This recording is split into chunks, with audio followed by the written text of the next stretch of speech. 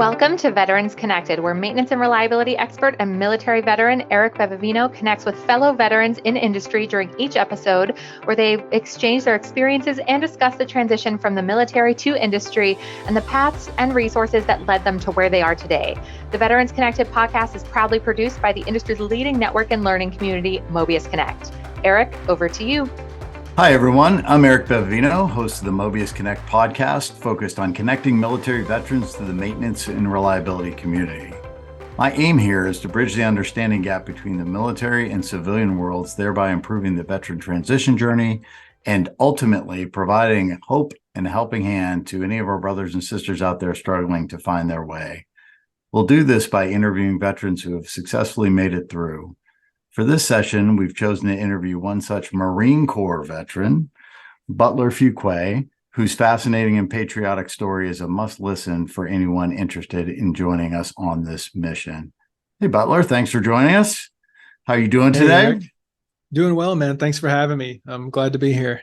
Yeah, you are our first Marine Corps guest, if you can believe it. Oh. So we finally got the Marines. Wow. Yeah, I think we got everybody else, including the Coast Guard. So you're the first Marine Corps guest. So that is quite an honor. I'm really happy to hear it. And you're one of the younger folks that we've had on the podcast. So I think your more recent experiences will be very relevant to our listeners. So welcome. Glad to talk to you. Where are you coming from today? Where are you at in this world today?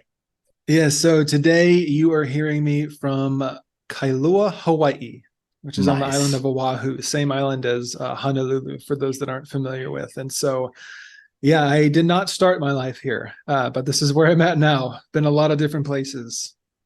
Well, cool. Tell us about that. Where did you come from? What were your influences growing up? And, what were why did you join the Marine Corps? I mean, who wants to join the Marine Corps? I mean, the ads are really cool, right? And it's a very cool job. Don't get me wrong. I mean, I think this is partly recruiting as well. But what led you to the Marines? Probably a better way to say it. Right. So it was somewhat kind of baked into my upbringing. My dad joined the Marine Corps during Vietnam. And he joined during that time, and he got out. And by the time I was born, he was full-time in the National Guard. So I grew up with a sense of military in the home because my dad is a Marine Corps veteran and was active duty National Guard through the entire, my entire formative years. And so every little boy wants to be just like their dad in the world I was in. And so I grew up saying, yeah, I'm going to be in the Army, thinking that was kind of everything. And, it was definitely an era of of really honoring military and looking up to that, and that being something that's just a lot of people in my circle wanted to be. I grew up in a small town in Alabama. So rural, small town USA. And when I say small, I mean small. Population 1,000 people. Wow. Yeah, so it was really small, little town. And so I grew up with that. But then when I started to be like maybe middle school, high school age, I started kind of detached from that. Like maybe I could do other things. And I really, this desire to be a filmmaker started just really growing like more inside of me. I've always been a cinephile. I've always been really passionate about movies, but then I started thinking like, could I do that instead? And then I had buddies who were seniors in high school that were older than me that joined the Marines, and it kind of got planted a seed. Like, I want to do that. And then I went back and forth a lot. And then when I graduated high school, I was working at some sort of co-op program to where my senior year, I started working there, where I would go to work for half a day and then go to school for half a day. And when I graduated, I went into their kind of apprenticeship program, and they told me what classes to take in college, and I would get a certificate. And I didn't know what I wanted. I didn't know how to leave my small town. I didn't know how to go. This is before everybody had like a smartphone. Just right before everyone had smartphones and all that became so ubiquitous.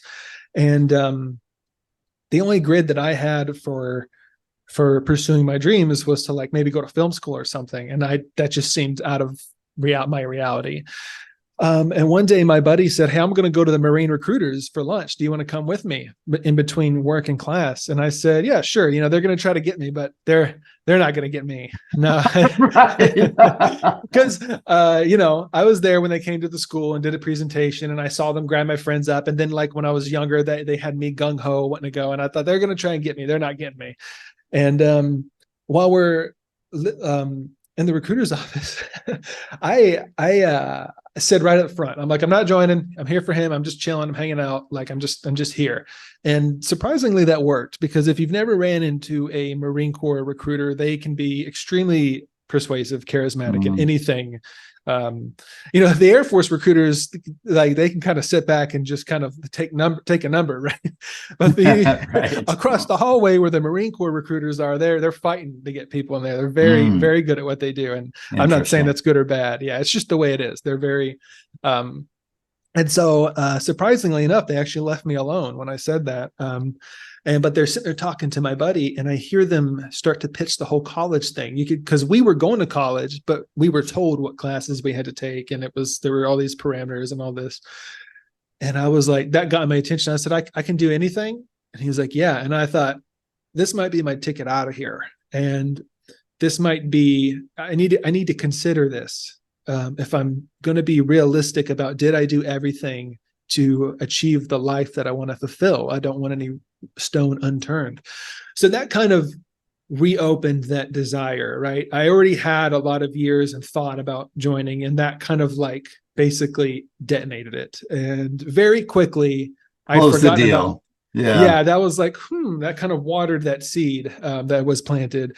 And so very quickly, excuse me, I forgot about the reasons why I initially wanted to join. And it just became about being a Marine, like hook, line, and sinker. I was in. I wanted to join. I wanted to, have a K-bar in my teeth and be low crawling through some, action Jesse sequence. Puller, right? Yeah, Jesse Puller, right on. And so, calling my parents like any young kid calling their parents and said, "Oh, hey, by the way, I'm joining the Marines." And then like within 2 months later, I was gone. So my poor parents had to go through that. That was completely out of the blue for them. And what's interesting, what did your dad say? I'm curious. I mean, what did your dad say, being a Vietnam vet and a military person? Was he proud, congratulations, or like, "Oh no, my son's going off to war," or what? I mean, how did he react to that whole bit of news? Yes. Yeah. all the above. Nice. Yeah, nice. It was, at first it was like, "Oh, okay, good, neat idea." I think he kind of thought we would like, I'd go to him, we'd talk about it, maybe sometime next year, have a plan. It's kind of, but then when he realized like, oh, this is happening, like this is actually happening. I think like very reasonably enough, like any father, there's a bit of don't leave, stay. And he tried to very wisely coach me into, at least before you commit, at least talk to all the other services too. Talk to the Air Force, talk to this. Should have listened to him, but I didn't. But instead, you had your path and you were on it. Yeah. I was 18. You can't tell me nothing. Like the recruiter told me all I need. I'm good to go. And so, I didn't even bother an audience with any of the other recruiters. And funny story, when I was at MEPS before shipping off to boot camp, I saw a guy there that was in the Coast Guard, and he was kind of like, he somehow got lumped. He's the only coastie there, and he got lumped with us. And he's like, "I'm looking for the Coast Guard." And somebody pointed him, and he walked off. And I thought, oh, I didn't even think about that. I remember that conversation with my dad. Yeah, but that was a pretty good "I told you so" moment when I told my dad about that. But I joined, and it's interesting because the head recruiter, the recruiter station I had, he was at this unit that is called HMX1, and I didn't know what that was. He didn't say the name of his unit. He just talked about all this cool stuff he did. HMX1, for anybody who doesn't know, it stands for Helicopter Marine Squadron Experimental. And then, excuse me. And it used to be for a testing prototype, like experimental helicopters. But decades ago, it became the helicopter that transports the president. So that's a very long, convoluted way to say it's the unit that flies the helicopter and the president. It's the unit that takes care of and has the president's helicopter. Marine One, right? Marine One. Yes. Thank you for pulling that out of me. But he didn't say all that. He just talked about how like I had a clearance. I knew where the president was. I guarded the president, all this cool stuff. And he was an MP. And I said, I want to do that. And that is just an absurd idea that I'm going to become an MP and go guard the president. Right. And go do that stuff. But that's what I had in my head. And I joined. And, I'm a man of faith, and this is one of those faith moments. At MP school, after boot camp and after combat training in MP school, I got selected to go to that unit. And that's what I did for the entirety of my service to the Marine Corps. I was at HMX-1 as a guard. Super interesting. Super interesting. Very cool. This may be a hallmark of this podcast because we've had one guest. I don't know if you listened to them, but I believe it was Hugh Donnell who took care of the Sequoia, the president's boat, back when the president had his own boat. Now you served on HMX-1 and Marine One, right? So that's really, really cool. So you probably saw a lot of stuff. You probably flew all over the place. I mean, how long did you do that then? So my enlistment was for 5 years, and I got there obviously after like boot camp and MCT and MP school and all that. I was probably there ballpark 4.5 years, a little over 4 years, something like that. And I flew all over the place. So I went from small town USA, population 1,000 people, everybody thinks the same, everybody looks the same, to traveling the world accompanied by the president. New York City one weekend, Vegas another weekend, Thailand another weekend, going to literally across the globe. And that was just such an experience for me that I had wanted. I wanted, I got my ticket out of my small town and basically saw around the globe, and I was getting paid to do it. All this so it was paycheck too, right? Yeah. That wasn't, that was nothing. But what was interesting though is the places I got to see, the people that I got to meet, and I got to see a lot of places that you would never vacate to. Like anyone's gonna think let's go plan a trip to New York City, let's go plan a trip to Bangkok, or if you've got the funds and the resources, but no one's gonna be like, hey, let's go to Toledo, Ohio, and a small suburban town out in the middle and just see a different part of the United States. So that was actually very interesting, just to see a lot of the less mentioned places throughout our country that I got to see a lot of. And when you travel so much and you see so many different people, it's almost like it's very similar to other places in the United, like we're a lot alike, it's just different skins, not skin like on my body, but right. Different surroundings, right? Yeah. Like Toledo's different than, my hometown, Edinburgh, Pennsylvania, even though it's only, 3 hours away.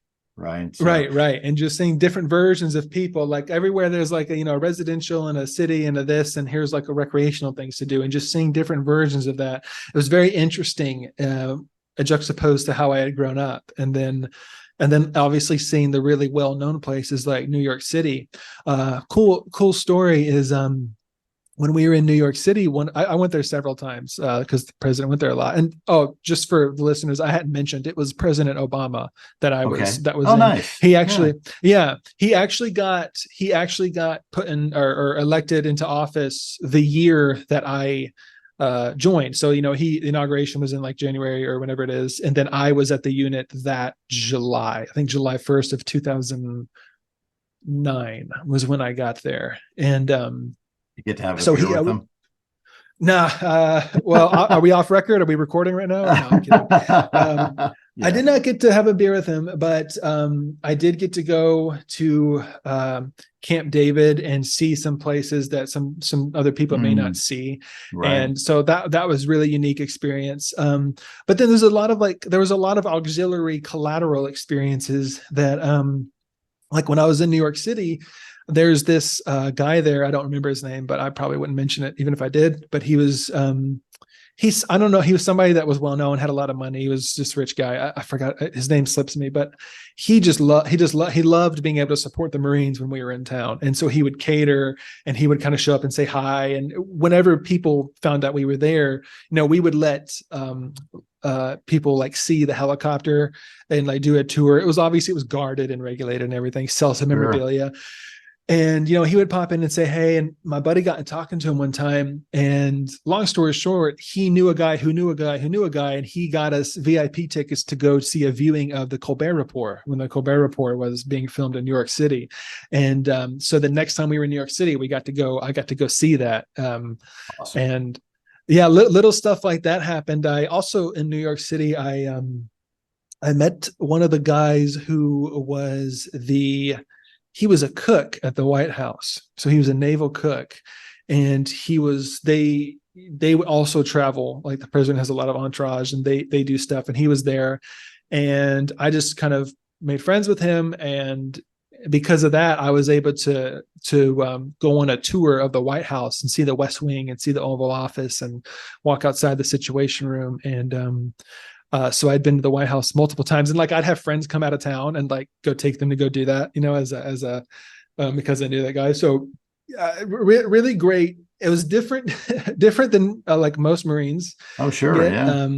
And I'm kind of skimming the surface for the benefits of it. There was a lot of now it's been over 10 years since I left. But a little romanticized in the memory bank. Yeah. This, I almost feel like when people say, how did you like it? Or what did you do? I almost feel like, because a lot of people in the unit, and they don't like it. A lot of people go and they suffer depression. And, and this is kind of a broad general statement that there's a lot of suicide and attempted suicide in the military all over the place. And sure. Even our unit was no stranger to such tragedies. And so it's something that we all know about. And it's, again, this was like a long time ago, but there's still stuff with depression, and it's not all rainbows and sunshine. It's a lot of it is hard work, and a lot of it is accountability and being on your toes. Not necessarily at anyone's fault, but and I just say that as a disclaimer. It's not like I was just rolling like a celebrity, walking around or flying around like, oh, it's all cakes and roses. I've always had this view of life that I look at it. I don't think I'm optimistic. I just think I look at the bright side of realistic. And I like people say, like, is that the glass? Thank you. Yeah. People have asked, like, is the glass half full or is the glass half empty? And I think the glass is completely full, half air, half water, and we need both. And so my view, I had the best of it. If I was working several days in a row and hadn't had any off time, I had a smile on my face, and I knew it was an experience that I wasn't going to get after I got out, which kind of then the struggle really endured after getting out of the Marines. Gotcha. Mm-hmm. Yeah. So, this is really interesting, Butler. I mean, I don't know if you used that phrase before. It sounds like you may have, but it's a beautiful phrase. And I love it's not half full or half empty. It's completely full with water and air. And, we all just need to get along, that type of thing. So you mentioned the mental health aspect, probably a lot of hurry up and wait, but certainly high pressure. It'll be spit and polish every single time. Everybody showing up, high profile. Plus, I suspect you got some sort of additional training to work with the Secret Service or the FBI or, whatever else goes on there, because, you're not officially part of the Secret Service, but you're also there as protection for the president. So very cool. Very cool. Okay. So, and that led you, once you got out, you were a Marine that had been in the MX1 unit, and you're like, man, I got all these skills. I flew with the president. And did anybody say, oh yeah, come on, we need that? Well, I got to retool a little bit here and figure out my program. Again, my answer is yes. Disclaimer. People in that unit are highly vetted for our kind of, in order to be part of that unit, you have to go through rigorous I mean, really rigorous and in-depth background check and mental health checks. And it's in order to qualify for the clearances and make sure you can perform the job. I mean, this is very ballpark estimate. And over 10 years ago, 15 years ago, since I joined the Marines, but I think there was like around ballpark 400 to 600 Marines, and they picked like, I don't know, 20 of us maybe. So there's a very heavy refinement process. And that was from the schoolhouse. That was from when they came to recruit at the schoolhouse. So they definitely do their work to make sure people are properly vetted and that it's something that could be, and it's an admirable unit to see the inside of. But yeah, getting out, there's like this pressure that I have this clearance, I have this on my background, I need to capitalize on. And I did not know how to do that when I got out. And I did not know how to handle life well. And so, as I said, what got me interested in the Marines was this could pay for film school. This could help me do that dream. I had lost sight of that at some point. And another very strong man of faith that was in my unit with me, he said, hey, don't let this unit be a dream killer for you. Like a lot of people, they get this clearance. They think they have to go join Secret Service. They have to go work for FBI. They kind of feel like they have to. Natural parlay of that skill set. I got you. Yep. Yeah, and you're already like kind of qualified. You're kind of a shoo-in to get entry level positions other places, and that just really seemed like a divine appointment to me, because this guy didn't. This is like the first time he spoke to me, and he didn't know anything about my background, so he didn't have a reason to think that. But he gave me that advice. And I kind of thought, I joined to go to film school, to pursue this, to go to college and to like really go see the world on my own terms. So I kind of switched. And then I gave my life to the Lord while I was in the Marines. I had always been a believer, but never a follower. But I decided to get really serious about my faith. And I had this, at nobody's fault but my own, I had this corrupt thought come in that says, I can't go pursue my dreams. That's not humble. That's not serving God correctly. I just need to be humble and just like work a job and go to church and be good and all this. I was thinking I'm being too vain, too selfish to go after, which was not true. It's not God's fault. It's not the Bible's fault. It's not anyone else's fault. My own. It's just, being immature and not being able to handle strong convictions like I had. And, so I got out and I just really suppressed that thought. And so when the military has a very, very known reputation for maturing people. It's like, it'll grow you up in no time. You'll be very mature. And it's absolutely true. But there's also some areas I experienced that it actually inhibited me from growing up.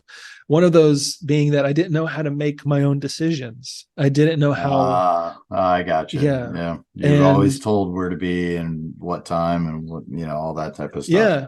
Because when you grow up and you're a kid, your formative years, your parents tell you what you're going to eat, what you're going to wear. And then you go to school and you're told what you're going to do and what you're going to study. And then I went from that to the Marines, and they continued to just. So I would imagine that a young person getting out of high school, going into college or going straight into the workforce, they develop those skills to weigh what can I do a lot better than maybe somebody in the military does, because that might have been a symptom of the unit you were attached to as well, right? Because there's so much pressure around the president and where it's going. So there's no deviation. There's no deviation on the nuclear submarine either from the standards, or in a combat zone. Yeah. Right. In a combat zone. But, the folks that I have talked to and know, they tend to, in some of those situations, get decision-making faster, leadership faster. So I'm not saying that, you're good, bad, or indifferent. I love your experience is your experience, right? And this is another unique component of this podcast. So yes, make you man, resilient, hard, tough, can get through anything. But wait, I've been told what to do for 5 years. Now I'm thinking about myself. Ooh, this is weird and scary. Now, what do I do? So what'd you do? Did you turn to, clearly you turned to your faith.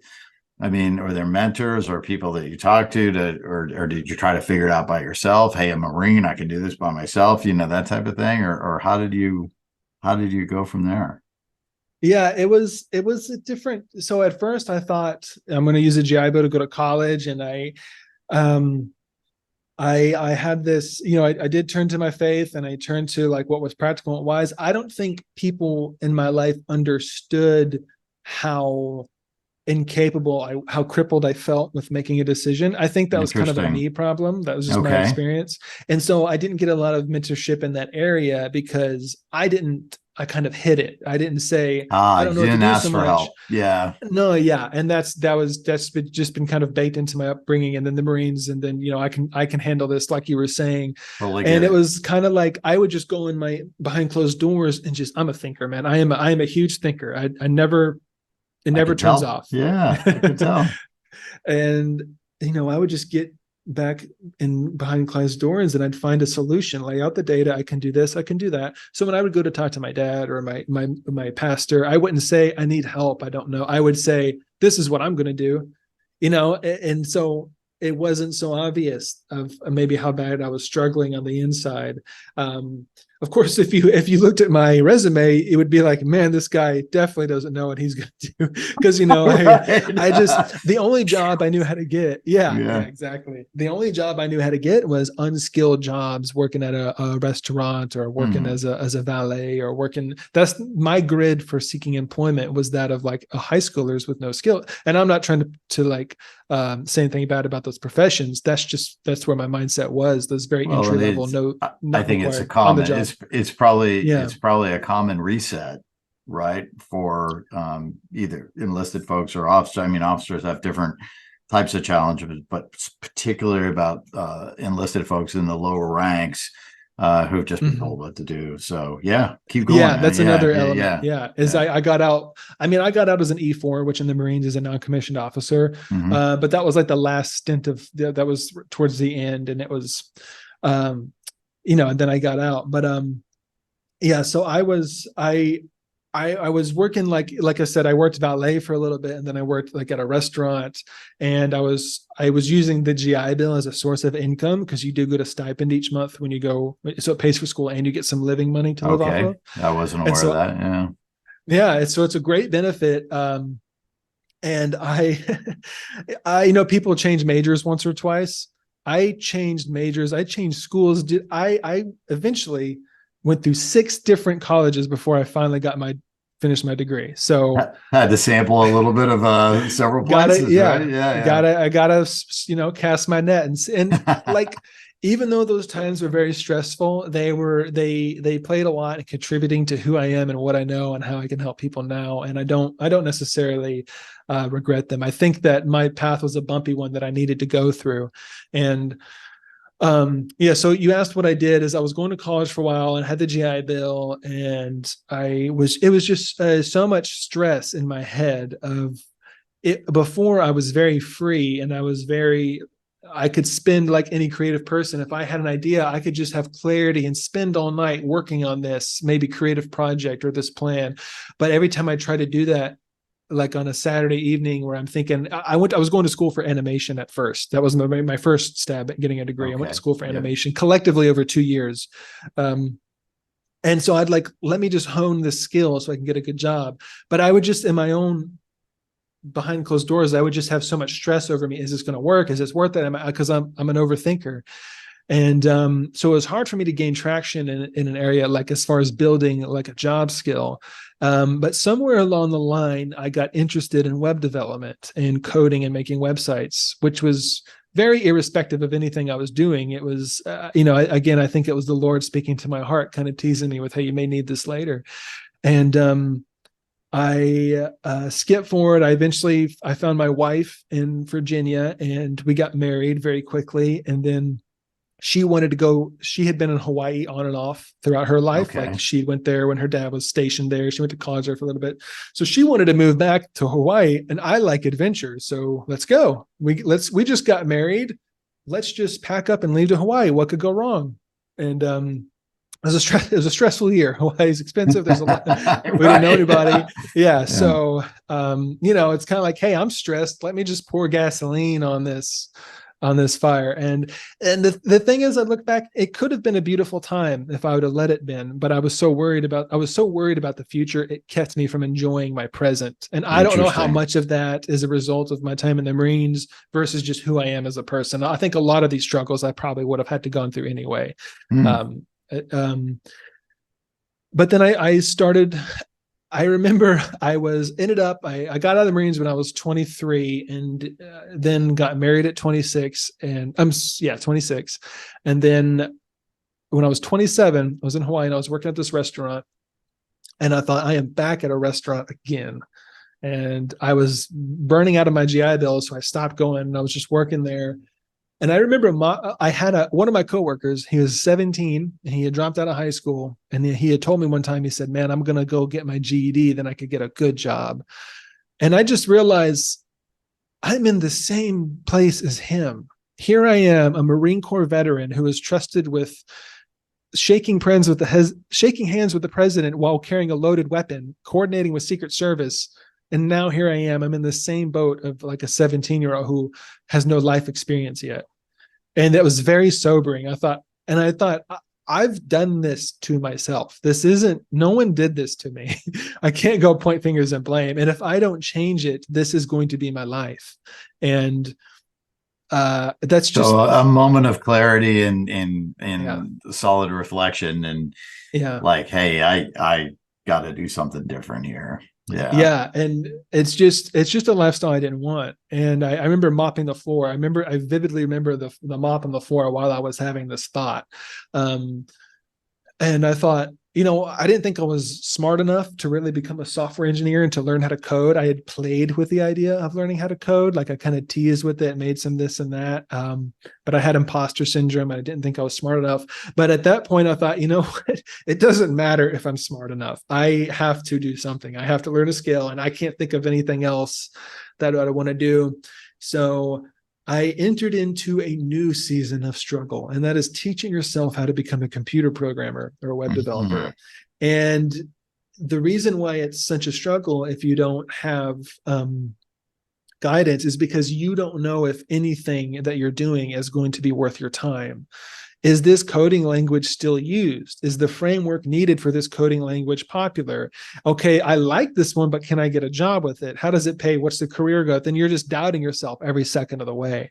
And the world is changing faster and faster. Yes. And even today, but when you were doing it, that's when web design was kind of newish, right? It was, I picked up right after it started to shift to be so web design was a certain way, kind of locked in it was evolving and everything, but it was done a certain way, kind of like web development 101 to learn how to do it this way. And I joined kind of right after that started to shift into a new paradigm of how websites are built and how different. And so a lot of the entry level stuff I was learning was not what the pros were doing. And so it was, and then, so that just added more to that. But I just had this drive. I thought, if I don't push through this, I need to take my time. If I don't push through this, then my life isn't going to change. So I either need to accept where my life is at, or I need to push through this and find some job skill.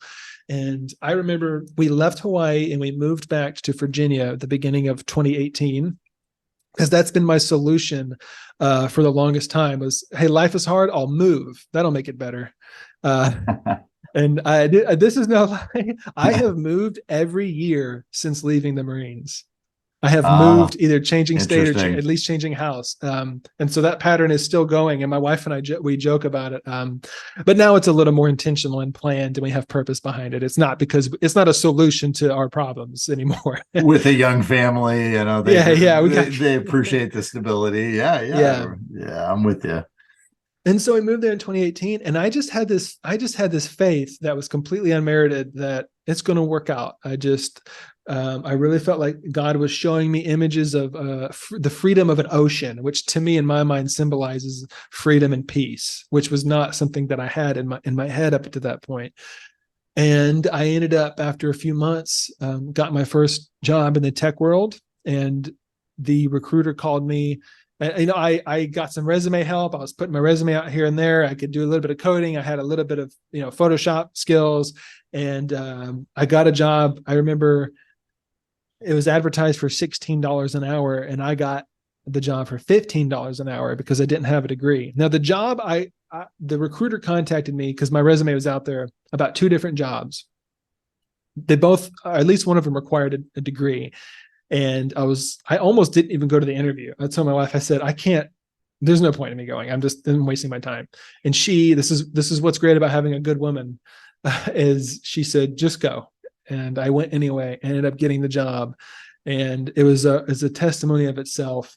And I remember the recruiter called me and she said, listen, I was praying for $10 an hour, a job at $10. I almost took a job as stocking a restaurant for $10 an hour just because survival at that point, right? And it had benefits. Yeah. Yeah. And she told me, listen, they're only going to offer you $15 an hour. Is that okay? I'm about to do a backflip. I'll take anything. And I said, trying to contain your enthusiasm. Yeah. And I was like, yeah, we can do that. That'll work. I was over the moon. And I got that job. And then I'll just kind of skip forward my tech career. I worked my butt off. I worked through lunch. I showed up early. I really applied myself, didn't complain about anything. When I go to work, I'm friends with the person that people don't like. I'm friends with, I find that they like them. Everybody has value. Everybody has God-given purpose and value, everyone, and taking that attitude and working your butt off. The recruiting agency actually waived their fee, I think, so that I could get hired on as a contractor directly and make more money. They kind of did it just as they were so happy with my performance, which is unheard of. Work ethic counts, and being nice to people, being kind also counts. Yes, for sure. Something my dad told me. He said, if you just show up and do the bare minimum, a lot of times that's more than most people do. And if you have a smile on your face, then you're way above. And so, excuse me, just kind of skip forward within like a year and a half. Sorry. No, it's car on the highway. Yeah. Totally. Okay. We'll cut this out. I would enjoy learning how you met your wife too, because I can go over that. All these sort of inflection points that you're talking about, things that are being sort of presented to you in the memory of the mop. And this goes way beyond the podcast. I'm just, interested in how it's a great story. Yeah. If I get off track, feel free to bring me back in. I'm going to rope it back to like a military experience here in a minute.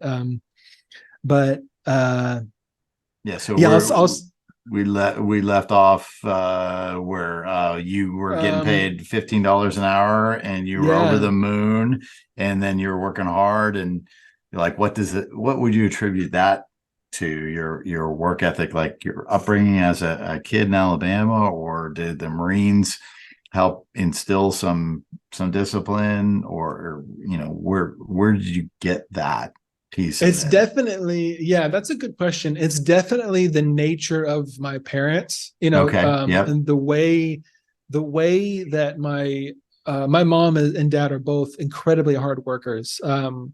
And even now, my mom says she's retired, and every time I call her, she's like, "I've been working 18 days straight." I'm like, "Mommy, I don't think you know what retired means." She has purpose, right? I mean, you got to have purpose, whether you call yourself retired or not. Yeah, for sure. Yeah, and my dad's the same way. I call him up, and he's like, "Oh, I'm just, I'm out here working, like building a shed, putting up fence, and running the tractor." I'm like, "Dad, you don't know how to be retired. You need to."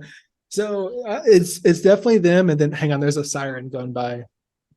I don't know if you can hear it, but yeah, I can hear it. It's okay. I had my dog scratching his collar a little bit ago, but it's good.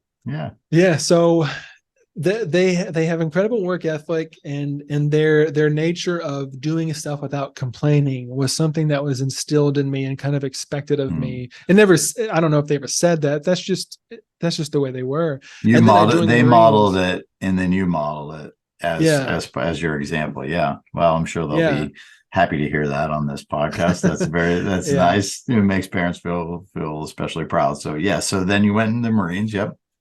And then it just amplified, right? Okay. And then when I got, and also it got amplified of the years I had with no prospects, no guarantee of career, no path, like not just having nothing for so long in that area. I thought I'm not screwing this up. So it just really got amplified, work ethic. And I just thought, job security, I have to pour into this, and it paid off. And I ended up within a year and a half, my income tripled as I job hopped, and I was able to work from home. And so we've been able to travel to Hawaii. I went back and got my degree. I finally finished my degree at a great school called WGU. I don't mind giving them free promotion. They did well by me, and it was online, so I could finish. Man, it was online. So you can take classes very quickly. And I remember to finish my degree, I want to finish. I was right there at the end. I finished 11 college courses in like 2.5 months. And oh my gosh. Wow. I went Intense. all in, and I said, I got to finish here. So I got my degree, and now I have a beautiful career as a web developer and software engineer. And I'm at a place that I could finally pursue my passion of filmmaking. And so I'm actually planning on making my first feature film next year, starting to shoot it. So between now and then, I'll make a couple of short films. And hey, if anybody wants to follow me on that journey, you can go to sure, I'll follow you on that journey. Yeah. Hey, go to isprintmarathons.com, and I should have a sign up page, isprintmarathons.com. And that's I picked that name because that's kind of how I've approached life, trying to sprint a marathon. So does require falling on your face a lot, but you get up and you just keep sprinting. Awesome. Well, congratulations on pulling yourself out of the swirl of not being good enough, not knowing where to go, just focusing. So you're stressing so much about the future, not even, handling one foot in front of the other. I think that's, this is a story of perseverance and stick-to-itiveness. And if you could tell your younger self, if you could give your younger self any advice to have maybe gotten you there a little bit faster, what would you say? That's a great question. I would tell my younger self a few things. I would say, enjoy the stage that you're at. If I could go back and redo anything, I don't even know if I would make any different decisions. I would just not stress. I would just enjoy where I'm at. And I've seen a lot of young people just struggling with thinking about the future. The future is going to happen. It'll be here. Okay, don't worry. It'll get here. Just enjoy the stage you're at, because it's not going to come back again. And I would also say, especially for somebody getting out of the military, as quick as you can, get involved with an existing community. That's what I would say. And for me as a Christian, it's could be maybe more simple. Just find a church that I like coincide with, and get involved. Tell people how you feel. If you're struggling, tell people that you're struggling. Like it's an illusion that people in your life don't want to help you. That's an illusion. If you think that, it might be because you're hiding it too well. That's at least been my experience. Talk to people, tell them what you're going through. Find people you trust. Find those people that are a little bit older than you. They just got out of the phase that you're entering in, and they can mentor you. Find people who are much older, who have decades of wisdom. I would say being involved in a community and having that support is non-negotiable, especially if you've been in the military and you're used to like being in a brotherhood or a sisterhood. And then that would probably be the two main things. And I would also say, don't limit yourself on what you could do. Just be realistic on the timeline. I limited myself on pursuing my dreams of film. But if I would have just had a realistic view of it, instead of just saying I can't do it, and maybe I could do it on the side, save some money. There's a path for you. There's a path to find your God-given purpose. You just got to believe it's there. So find a community. And you also mentioned moving back to Virginia, or coming to Virginia and meeting your wife. So I'm interested in that story, because it sounds like she has had a positive effect on your life, maybe a grounding. That's what she tells me. Yeah, that's right. That's right. And so I'm just interested, because you had some of these I don't know if they're seminal moments, but moments of clarity. You're mopping. You remember that like it was yesterday, right? Where there's an inflection point in either your thought process or your life, or that got your attention. So, tell me about that if you don't mind. Yeah, absolutely. That was one of the biggest moments of clarity I had. It was November 8th at around 12:15 p.m. in Chesapeake, Virginia. Just wow. Okay. on a Sunday. So you remember that finally. That's when I met my wife. Okay, just after noon on a Sunday in Chesapeake in November. Yeah. Okay. November 8th. I was going to this church, and this is why it's good to be involved in a community. I was actually church hopping. I was trying to find a church and I was going to this church, and I was not in the like habit of sticking with a church. I had never done that. And so even though I liked the people, I never really wanted to go on Sunday. And they would always ask me, I was like younger, and they were like, most of them were like older, like my parents' age at this church. I didn't know anyone. I went in there cold, and they would always ask me to come to lunch. And then it's kind of awkward because I didn't know, sometimes they would buy my lunch, and are they going to pay? I don't have a lot of money. And it was just right. Like, are you inviting me because you're going to pay? Because you do that sometimes. But if you're not, I'm going to say no because I'm broke.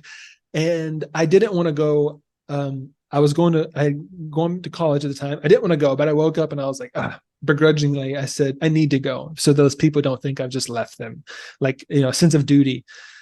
And I went, and the pastor said, he said, all of you came here for a reason. You need something, and you came here because you wanted that something. Take a moment and ask the Lord to meet that need. And I was like, I didn't want to come here. This is like exposing me right now. Yeah. And so I thought, God, I said, well, you know what? Maybe my need is I need to figure out why I came here today. Maybe that's my need. And so I just said a simple prayer. I said, Lord, just tell me why I'm here today. And again, you may not believe me. People may not believe me. I swear he spoke.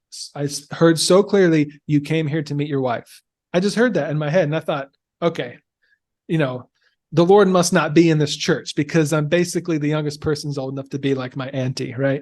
And so at best, right. So I'm just being honest. And most everybody, I was like, I need to talk to the pastor because the Lord's obviously not in this church. Yeah. Right. But no, I just had that thought in my head, and I thought, I don't know. And I look back and I see this woman, this beautiful woman about the same age as me.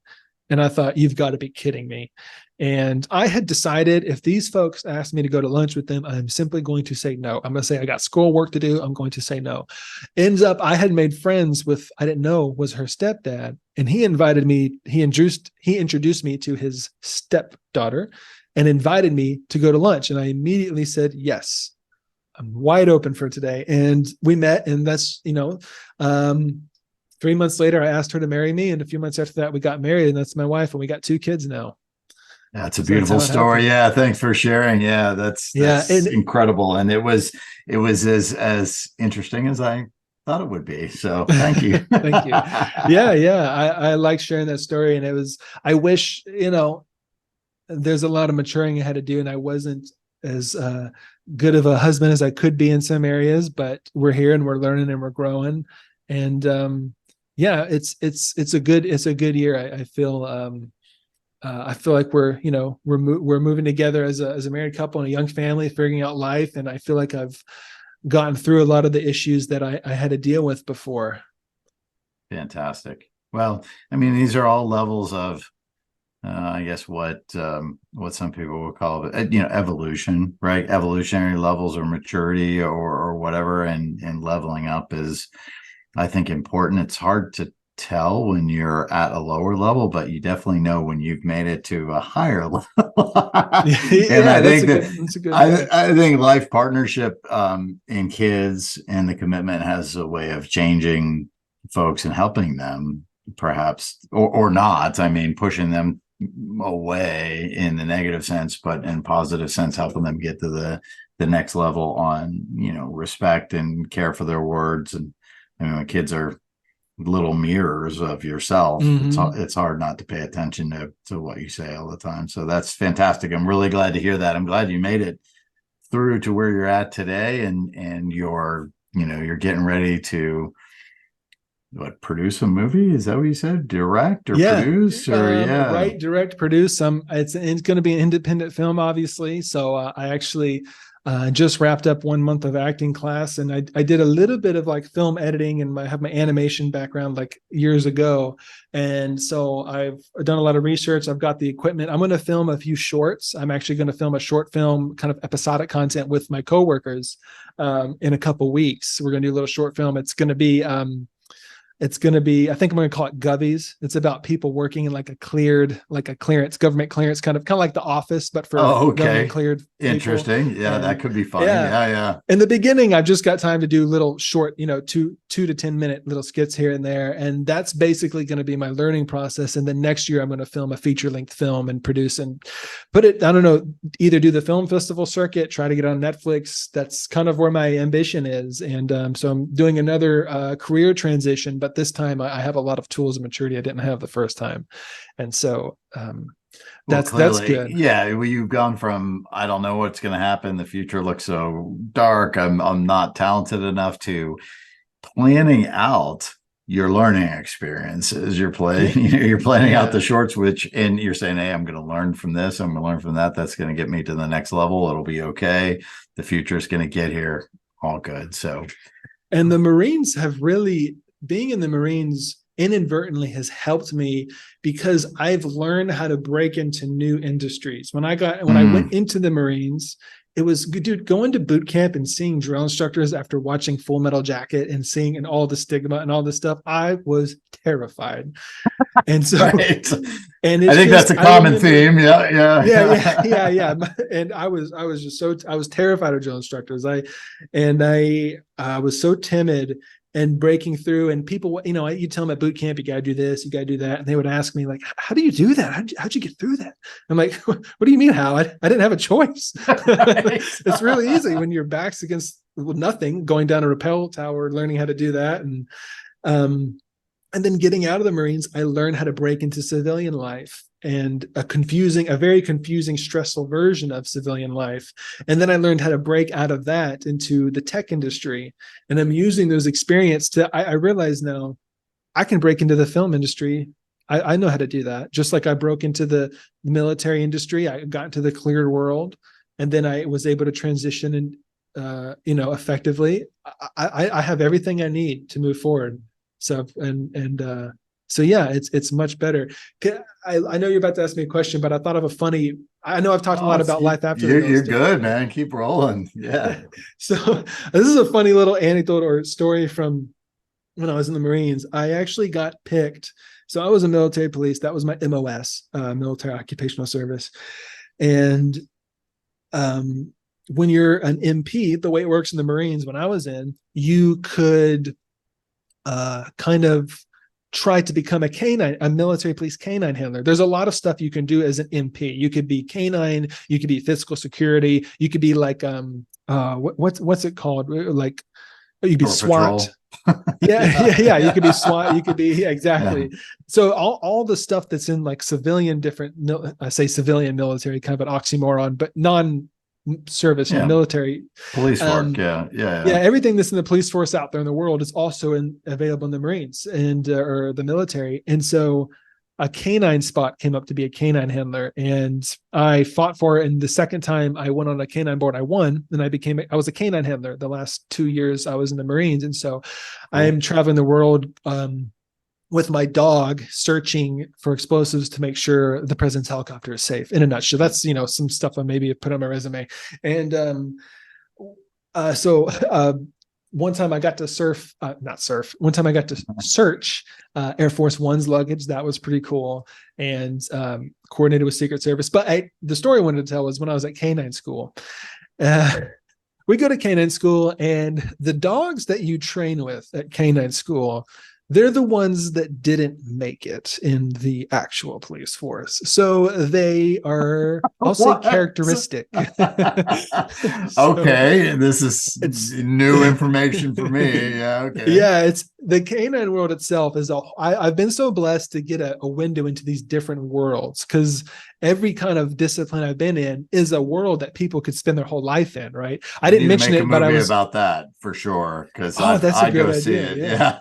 That's people. That's a great idea. I've got some good material, and I didn't even mention that I also did like personal training and bodybuilding for a while, because that was, so I've just had these windows in these worlds. But the canine world is very exclusive, and it's very like it's very brotherhood, sisterhood type of mentality.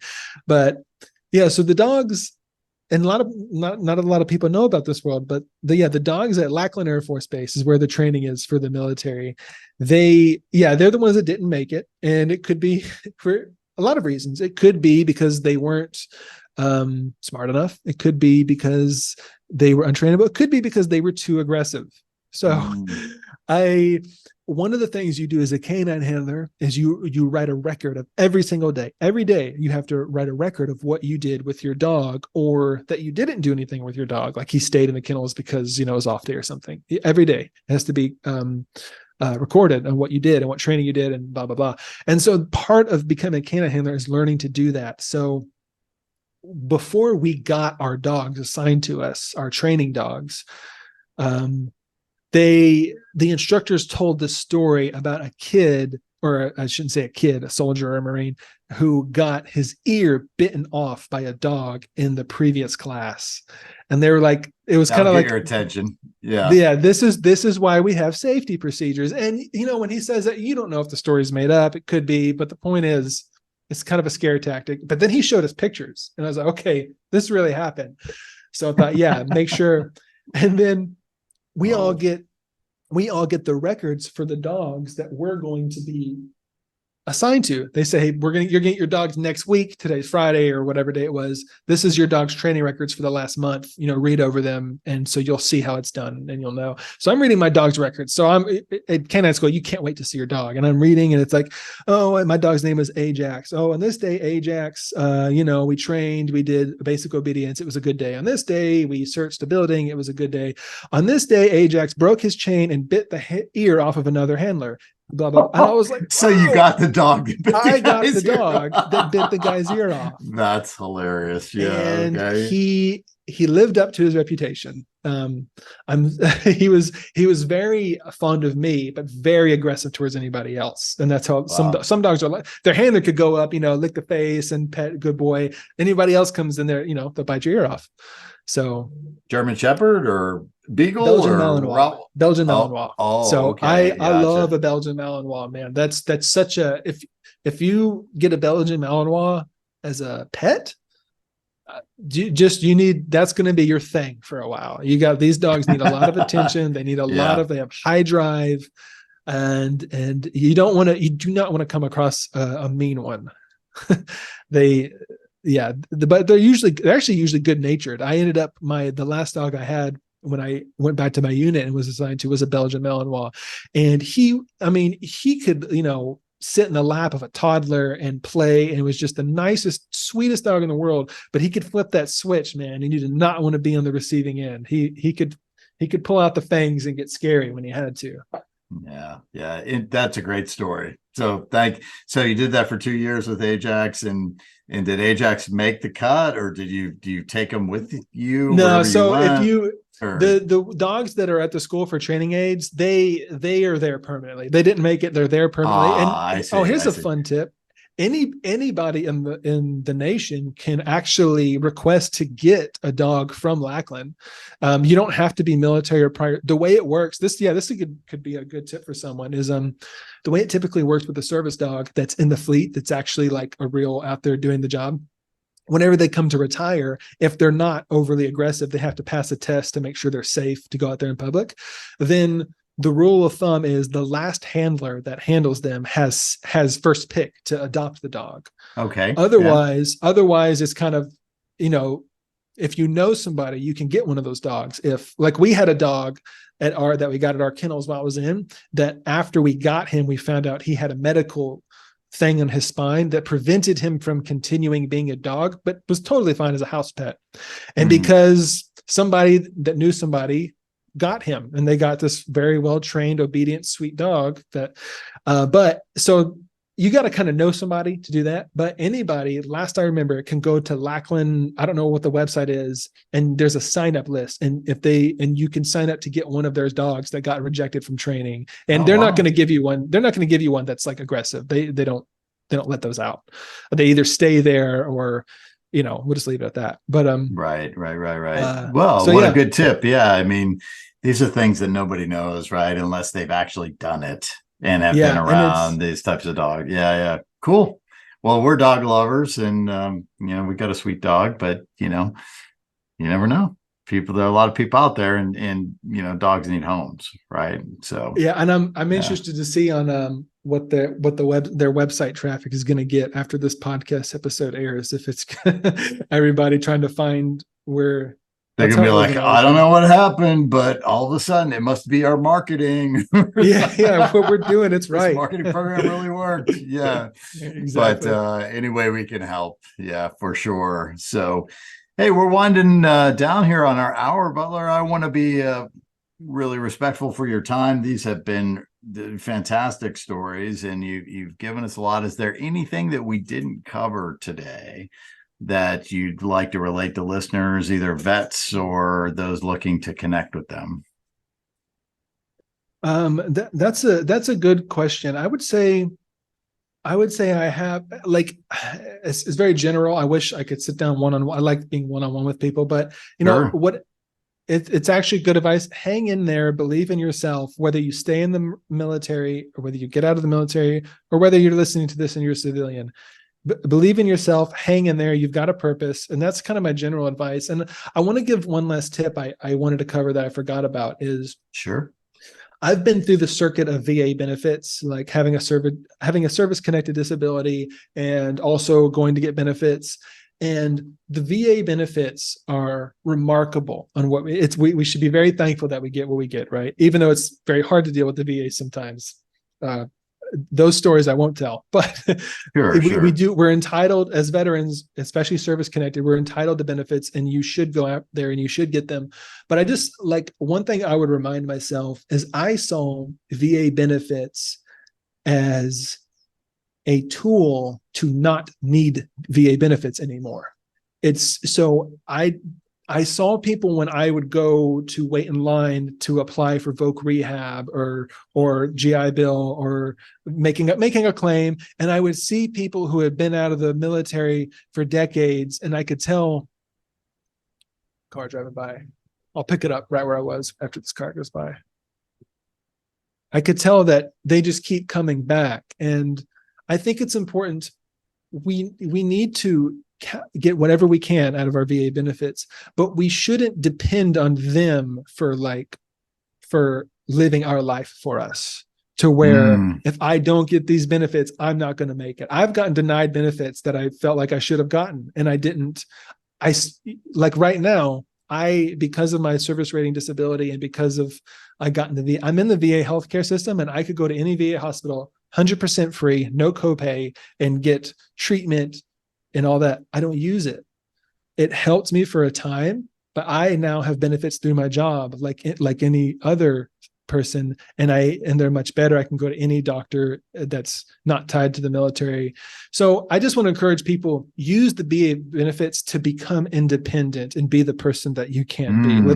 It's not, it's kind of like cutting the umbilical cord. Some people don't have the luxury of that if you've gotten so hurt that and so I don't want to be insensitive to that. But at the same time, we got to give ourselves credit and kind of detach from that. And we can become independent. We could use the VA to launch us out of that mindset where we don't have to struggle. We don't have to struggle year after year. We don't have to. I think that's great advice. Thank you, Butler. Yeah, that's fantastic. I mean, there are even people who have been veterans, if they haven't been in combat, I've heard people say, well, I don't consider myself a veteran, or they were in for a short period of time. Man, if they've been in for one day, they qualify as a veteran. Maybe not for VA benefits, to the level, but yeah, I mean, I think it's a mindset shift. This has really been interesting. I mean, you've taught me several things. I really like, the Marine reference in having confidence in yourself to break through to the next thing.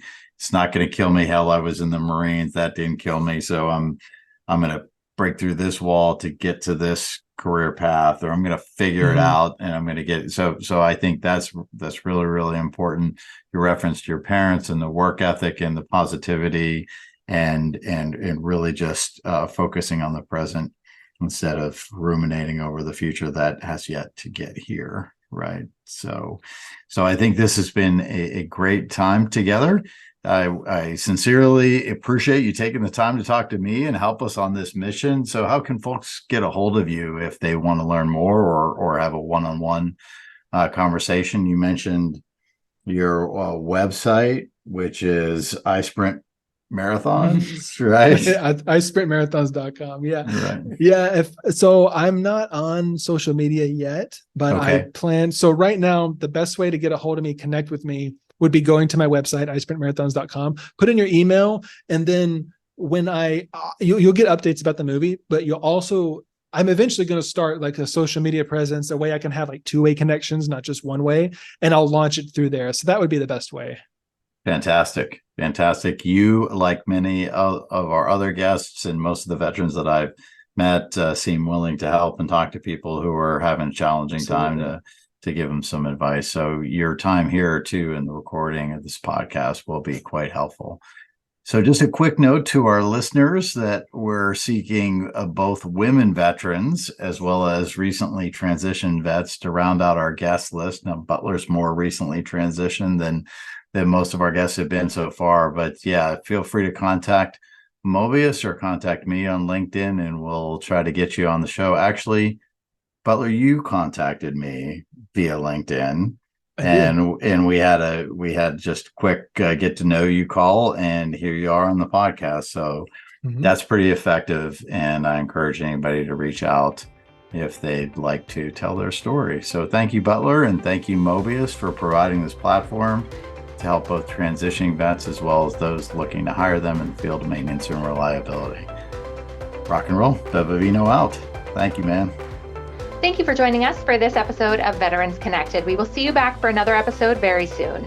In between, we hope to see you in the Veterans Connected community group where you can meet Eric and fellow podcast guests and share with other industry veterans at mobiusconnect.com. And we hope to see you there.